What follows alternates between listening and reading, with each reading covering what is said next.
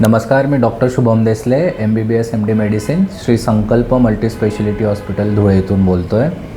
आमच्यासोबत प्रकाश लोहार काका बसले आहेत.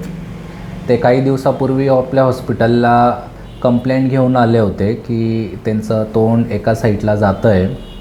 दुसरी गोष्ट की त्यांचे डोळे व्यवस्थित बंद नव्हते होत, कमरेमध्ये फारच वेदना होत होते आणि ह्या सगळ्या गोष्टी अचानक चालू झाल्यामुळे ते एकदम भितरले आणि त्यांच्या गावाकडचे डॉक्टर त्यांनी त्यांना आपल्याकडे रेफर केलं. तर काही दिवसांपूर्वी ते एकदम बरे होऊन डिस्चार्ज झाले आहेत. ते आता आपल्या हॉस्पिटलला फॉलोअपसाठी आले आहेत. तर आपण त्यांना काही प्रश्न विचारू. काका, तुम्हाला आता कसं वाटतं आहे? व्यवस्थित वाटतं. तुम्हाला काय झालं होतं जेव्हा तुम्ही आपल्या हॉस्पिटलला आले होते? ते तोंड आणि डोळा हे झालं होतं. बरं. मग हॉस्पिटलमध्ये आल्यानंतर किती दिवस तुम्ही हॉस्पिटलला होते? 4 दिवस. 4 दिवस होते.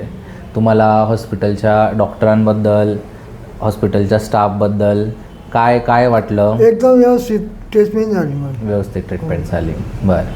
हॉस्पिटलचे जे स्टाफ आहे त्यांनी तुमची कशी सेवा केली? एकदम व्यवस्थित केलेली. एकदम व्यवस्थित केली. थोडं अजून जास्त तुम्ही सांगू शकणार हॉस्पिटलबद्दल की कसं वाटलं, काय वाटलं? एकदम मस्त आहे हॉस्पिटलला, काही बरं. आता काकांना डिस्चार्ज होऊन 15 दिवस झाले आहेत. काकांना एकदम छान वाटतं आहे.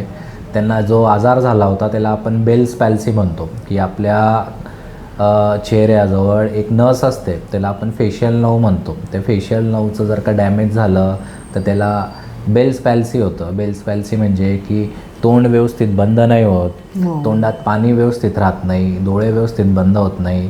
काकांना व्यवस्थितपणे डिस्चार्ज करून आम्ही त्यांचं फिजिओथेरपी करून घेतलं आणि काकांचा आता प्रॉब्लेम 70 ते 80% बरं झालं आहे. एकदम. हो, चालेल. धन्यवाद.